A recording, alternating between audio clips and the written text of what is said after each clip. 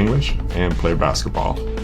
And I was lucky enough that I was fairly good at basketball. At 62, Detlef Schrempf still carries the same composed intensity that made him one of the most respected forwards of the 90s. He isn't loud, he isn't dramatic, and he never needed theatrics to make his point. His game spoke for him. 3 All-Star selections, 2 Sixth Man of the Year awards, an Olympic silver medal, and a reputation as one of the smartest, most fundamentally precise players of his generation. Long before stretch forwards were a thing, he was already spacing the floor, reading angles, punishing mismatches, and proving that a European player could thrive in the most physical era the NBA had ever seen. Fans from Seattle to Indiana still remember his balance and discipline. Coaches trusted him because he never took a possession off. Teammates leaned on him because he always made the right read. Opponents respected him because he made no mistakes and punished every mistake they made. What most people never talk about is how radically he influenced the style of both franchises he helped elevate. Indiana built entire offensive sets around the movement and spacing he created. Seattle used him as the connector who kept their high-speed, high-pressure system functioning. And long before analytics took over the league, Larry Bird once described Schrempf as too fundamentally sound to guard efficiently, a compliment that quietly revealed how elite his skill level truly was. But there was another side to the story. Schrempf might have been calm and polite, but he was fiercely competitive. He remembered every matchup that forced him to adjust his timing, change his footwork, or upgrade his strength. He noticed the players who challenged him in ways that film couldn't prepare him for. He measured himself against the toughest wings, the strongest forwards, and the smartest players of his time. And the deeper you look into his career, the clearer it becomes that his journey was shaped by a handful of rivals who pushed him past his limits. 5 players earned his absolute respect. 5 players forced him to raise the standard of his game. 5 players stood out in a decade overflowing with talent. And before we break down those names, we need to understand who he became and why the toughest opponents in the league viewed him as a problem every single night. Detlef Schrempf's story starts far from the bright lights of the NBA. Born in Leverkusen, Germany, he grew up in a basketball culture that was still developing, yet his ambition was already larger than the borders around him. He moved to the United States as a teenager, adjusted to a new language, a new style of play, and a level of physicality he had never seen before. At the University of Washington, he proved he belonged, earning national attention for his versatility and court awareness. Dallas drafted him, Indiana unlocked him, and Seattle refined him into one of the most complete forwards of his time.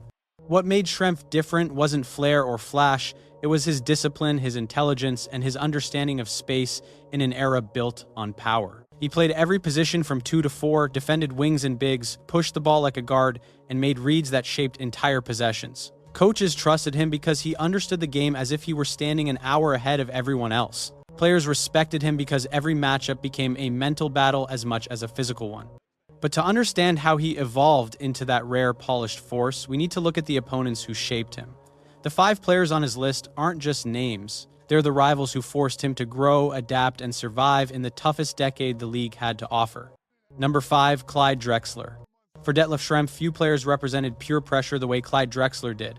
Drexler wasn't just a scorer or an athlete. He was a wave of momentum that hit you the moment he touched the ball. Against Portland, every possession felt urgent, every step had to be calculated because if you relaxed for even a heartbeat, Drexler was already past you. Schrempf respected him because Drexler demanded perfect discipline. Not good discipline, perfect. In the early 90s, the battles between Seattle and Portland were some of the most intense in the Western Conference. The Sonics relied on length, speed, and intricate rotations. The Blazers relied on Drexler's ability to break schemes. When Schrempf lined up across from him, he wasn't just guarding a wing. He was guarding a system built around one man's acceleration and control. Drexler forced Schrempf to rethink his defensive footwork. You couldn't overplay him because he'd slip past you. You couldn't give him space because he'd rise up into a smooth jumper. You couldn't shade him to help because he would read the rotation and find shooters in rhythm. Drexler had a rare combination of grace and power. Schrempf knew that stopping him never meant shutting him down. It meant reducing his angles, disrupting his pace, and making him take one extra dribble that wasn't in his plan. There were regular season nights where Drexler erupted for long stretches and pushed Schrempf to adjust his timing. There were playoff battles where momentum swung on a single possession, a single rotation, a single misread. In those games, Schrempf felt the weight of Drexler's experience and leadership. A lesser player would panic when the game tightened. Drexler did the opposite. He became sharper. What Schrempf admired most was Drexler's completeness. He rebounded, pushed the break, attacked the rim, posted up, hit mid-range jumpers, and defended with intelligence. This wasn't just an athlete. This was an all-around professional who understood how to impose his style without ever appearing reckless. Facing Clyde Drexler was a test, not of toughness, not of strength, but of awareness. Schrempf believed that if you could survive those matchups without being mentally overwhelmed, you were ready for anyone in the league. That is why the glide earns a place on his list, because Drexler didn't just challenge Schrempf's body, he challenged his mind. Number 4, Scottie Pippen. For Detlef Schrempf, there was no opponent more structurally disruptive than Scottie Pippen. If Drexler was pressure, Pippen was distortion. He bent the geometry of the floor in ways few players could. Every drive, every rotation, every help angle changed the moment Pippen stepped into the action. Schrempf respected him not only because Pippen was great, but because he made everyone around him better by removing the air from an offense. When Indiana faced the Chicago Bulls, Schrempf always knew his matchups would demand total focus. Pippen played defense like a surgeon. He didn't just contest shots, he erased them from the options list. Long arms, perfect timing, brilliant anticipation. He was always in the lane you needed, always a step earlier than expected. When Schrempf posted up, Pippen pressured the dribble. When he spaced to the corner, Pippen closed the gap with no wasted motion. When he cut or screened, Pippen called out the coverage with a leadership tone that shaped the entire Bulls system. The respect Schrempf carried for Pippen wasn't born from highlights. It came from the quiet moments of the game. The subtle shoulder bump before a cut, the micro-step Pippen used to bait a pass, the sudden help rotation that shut down what looked like an easy read. Every possession against him felt like a puzzle with pieces constantly shifting. But Pippen wasn't just a defender. He controlled transition, pushed pace, initiated offense, and understood spacing at the highest level. When Chicago ran their sets, Schrempf admired how Pippen's presence allowed Michael Jordan to operate freely. Pippen relished the responsibility of doing everything, guarding the best scorer, making the first pass, taking the toughest assignment, keeping the system breathing. The Pacers' battles with the Bulls, especially in the late 90s, left a mark on Schrempf. He remembered the Eastern Conference moments where every decision felt like a diagnosis. Pippen forced him to expand his own versatility, to use strength more selectively, to pass earlier, to shoot quicker, and to read help defenders the instant they shifted. What Schrempf admired most was Pippen's refusal to break character. He never took shortcuts. He never gambled for unnecessary steals. He played his role with absolute devotion to winning. That discipline mirrored everything Schrempf valued in himself. For Schrempf, Scottie Pippen was the ultimate test of completeness, the one opponent who demanded intelligence, balance, and total trust in fundamentals. Number 3, Karl Malone. Where Drexler brought pressure and Pippen brought distortion, Karl Malone brought inevitability. He was the definition of force meeting repetition. Night after night, year after year, Malone attacked with the same precision, the same timing, and the same punishing physicality. For Detlef Schrempf, guarding him was an education in survival. Malone didn't just challenge your strength, he challenged your will. Every matchup between the SuperSonics and the Utah Jazz carried a special weight. The Jazz ran their offense like a machine, and Malone was the engine block at its center. John Stockton delivered the ball exactly where Malone wanted it, and once Malone caught it, the battle was already deep in motion. Schrempf respected Malone because nothing about guarding him could be improvised. You needed a plan. Not a vague idea, a real plan. Malone used his hips and shoulders like a craftsman. He sealed defenders with perfect angles, then lifted into that high, compact, mid-range jumper that seemed to ignore contests. If you tried to front him, he'd bury you under a drop step. If you played behind him, he'd create space with a subtle power move that forced you backward. If you tried to push him off the block, he'd re-anchor with effortless balance.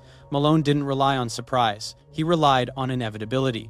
Schrempf admired that level of consistency. Even when Malone wasn't scoring, he dictated tempo. He drew fouls, set brutal screens, and forced defenses into rotations they didn't want to make. Schrempf learned quickly that guarding Malone wasn't about stopping him. Almost nobody stopped him. It was about surviving possessions without letting him tilt the entire game. What stood out most to Schrempf was Malone's durability. He showed up every night, played heavy minutes, absorbed contact, and stayed productive in an era defined by physical play. And in those Seattle-Utah matchups, Schrempf felt every bit of that durability. Each collision demanded balance. Each contest demanded discipline. Each possession demanded patience.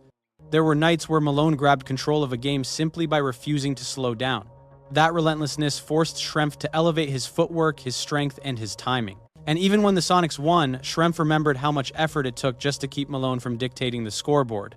Karl Malone earns the number 3 spot not because of flair, but because of certainty. He was the one opponent who never gave you a moment to breathe, the one who reminded Schrempf that intelligence alone wasn't enough. You had to match resolve with resolve. Number 2, Larry Bird. For Detlef, Schrempf facing Larry Bird was like stepping into a test designed by someone who already knew all the answers. Bird didn't need speed, he didn't need flash, he didn't need to intimidate anyone physically. What he used was something far more dangerous: timing deception and a level of basketball intelligence that forced opponents into mistakes they didn't even realize they were making. When Indiana matched up with Boston, Schrempf understood immediately that Bird wasn't just another scorer. He was the architect of the entire floor. Every cut, every pass, every shift of his shoulders manipulated defenders into positions Bird had already calculated 3 steps earlier. Schrempf respected him because Bird made the court feel smaller, not by playing faster, but by playing smarter. What impressed Schrempf most was Bird's ability to punish even the slightest hesitation.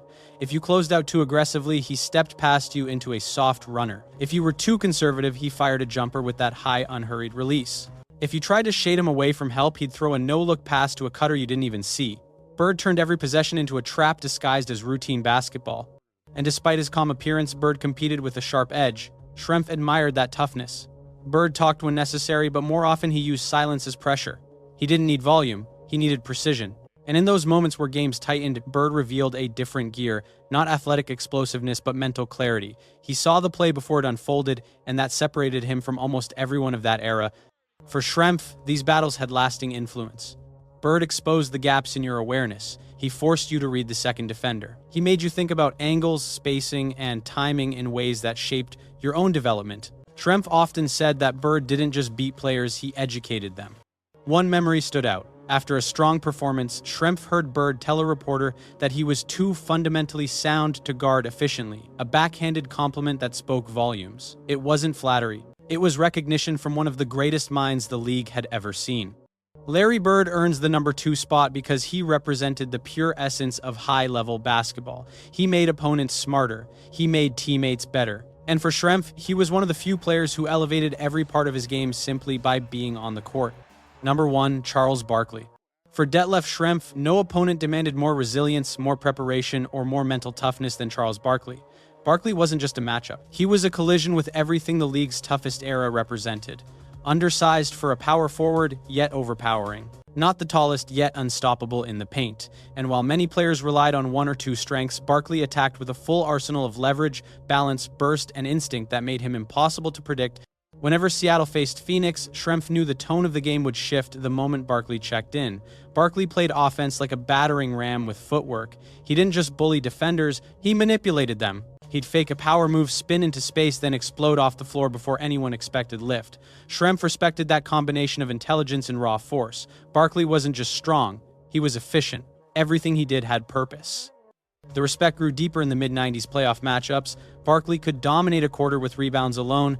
He'd grab the ball in traffic, push the break end-to-end, and finish through contact as if physics didn't apply. Schrempf often said Barkley had impossible balance, the kind of stability that made it feel like you were trying to move a rooted tree. And on nights when Barkley's jumper was falling, the problem became even bigger. He dragged defenders out of the paint, then punished the space he created. What impressed Schrempf most was Barkley's competitiveness. Some stars coasted on talent.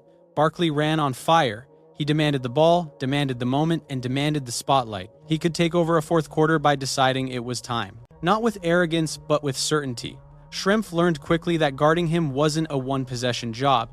It was a full-night assignment that attacked your conditioning as much as your technique. There were sequences Schrempf never forgot.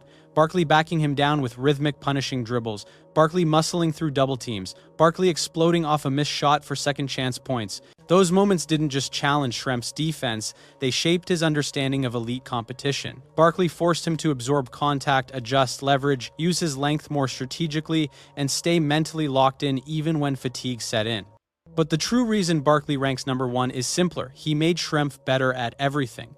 Not just scoring, not just defending, but at competing. Barkley represented the toughest version of the NBA.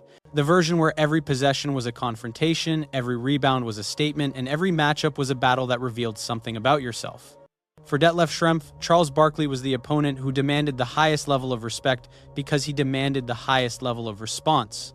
Detlef Schrempf's list reveals far more than 5 great names. It paints a picture of the qualities he valued most as a competitor: discipline, intelligence, toughness, consistency, and the ability to shape a game through sheer presence. Clyde Drexler tested his pace and awareness. Scottie Pippen challenged his decision-making and versatility.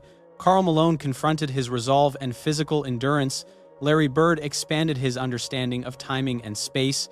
And Charles Barkley pushed him to compete with a level of intensity that transformed every matchup into a personal exam. Together, these 5 opponents formed the crucible that shaped Schrempf's evolution from a promising European forward into one of the most well-rounded players of the 90s. They weren't rivals he disliked, they were the rivals he respected because they forced him to confront the limits of his game and move past them. In many ways, Schrempf's entire career can be understood through the lens of these battles. They sharpened his fundamentals, strengthened his mindset, and fortified his confidence that he belonged on the same court with the game's toughest stars. Today, looking back at an era defined by physical play and unforgiving competition, Schrempf's respect list feels like a roadmap of what greatness looked like in the 90s. Players who didn't rely on shortcuts, players who showed up every night, players who made the league better simply by existing in it. And now the question passes to you. Which 5 players would make your list the ones you respected the most in NBA history?